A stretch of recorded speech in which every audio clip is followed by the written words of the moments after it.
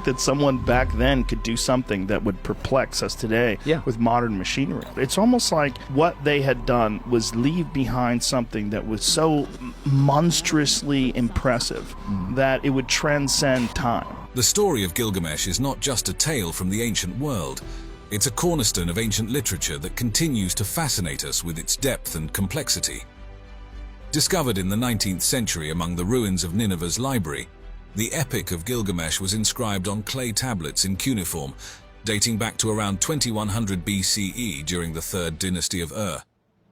What makes it even more remarkable is that the narrative of Gilgamesh predates these tablets, with roots in earlier Sumerian poems, hinting at a legacy that stretches even further into the past.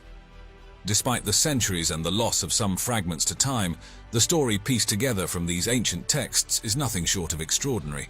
Gilgamesh himself is a character of epic proportions, quite literally. Described as 2/3 god and 1/3 human, his divine heritage grants him unsurpassed strength and courage, setting him apart from mere mortals and even other mythological heroes. His adventures are the stuff of legend, filled with quests for glory, battles with formidable foes, and a journey that takes him to the edges of the earth and the depths of human understanding. One of the most compelling aspects of the Epic of Gilgamesh is his quest following the death of his closest friend, Enkidu. Enkidu's passing is a turning point for Gilgamesh, transforming him from a hero seeking glory to a man obsessed with finding a way to escape death.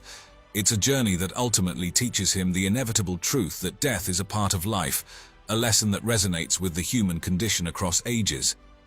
The friendship between Gilgamesh and Enkidu is at the heart of this epic. Enkidu, initially created by the gods as a wild man to rival Gilgamesh, becomes his dearest friend instead. Their relationship explores themes of camaraderie, transformation, and the profound impact of loss. Through Enkidu, Gilgamesh experiences growth and gains insights into his own nature and the realities of human existence. The Epic of Gilgamesh, with its ancient origins and timeless themes, continues to captivate us. Its exploration of friendship, the quest for meaning, and the acceptance of mortality speaks to universal truths that are as relevant today as they were thousands of years ago. This ancient story, pieced together from fragments of the past, offers a window into the human soul and the eternal quest for understanding that defines our existence. Diving into the world of King Gilgamesh's historical existence is like embarking on an adventure that combines the thrill of archaeology with the allure of ancient storytelling. Picture this: the primary source that hints at Gilgamesh not just being a figure of myth but a flesh-and-blood leader is something known as the Sumerian King List. This isn't any ordinary list. It's more like an ancient hall of fame where the Sumerians listed their rulers and how long they reigned, blending the lines between the legendary and the historical in a fascinating way. It's their unique way of recording history. Now here's the kicker: Gilgamesh is on that list. Yes, we're talking about the very same Gilgamesh known from epic stories. Finding his name among actual kings is a game-changer because it implies that Gilgamesh wasn't solely a character of lore. He likely walked the earth as a sovereign of Sumer. What's intriguing is that this list isn't just found in one spot. It's been discovered in various versions across multiple ancient sites, kind of like having several editions of a best-selling book, which underscores its significance to the people of the time. But the plot thickens. There are also various inscriptions and artifacts scattered around that give Gilgamesh ancient shoutouts. These range from carvings on tablets and cylinder seals to even mentions on ancient city walls. Most of these artifacts have been unearthed in and around Uruk, the city Gilgamesh is said to have ruled. However, these references are tantalizingly brief, offering snippets rather than a full-blown biography of his life and reign. The real challenge here is distinguishing the historical king from the mythological hero. It's a bit like trying to discern fact from fiction without a clear-cut autobiography or detailed chronicles of his rule. We're piecing together a puzzle without all the pieces, which makes the quest all the more intriguing. Yet, despite these gaps, the evidence we do have is crucial.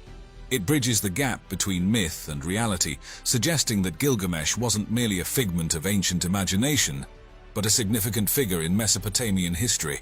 It's this blending of myth and man that keeps the legend of Gilgamesh so compelling and alive in our quest to understand the past.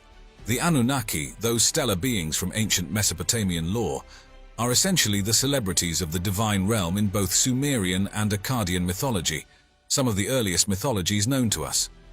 Initially introduced by the Sumerians, these deities captured the imagination so vividly that the Akkadians, who came after, basically said, "We've got to have them in our pantheon too," and so they did. In their Sumerian debut, the Anunnaki were primarily associated with the underworld, managing the realm of the dead. However, as the baton passed to the Akkadians and later the Babylonians, these deities got quite the promotion. No longer confined to the underworld, they ascended to manage hefty cosmic responsibilities, including overseeing human destinies and even participating in the creation saga. Imagine going from local celebrity status to cosmic influencers in the divine hierarchy. Their elevated status shines through in the myths and epics of the time.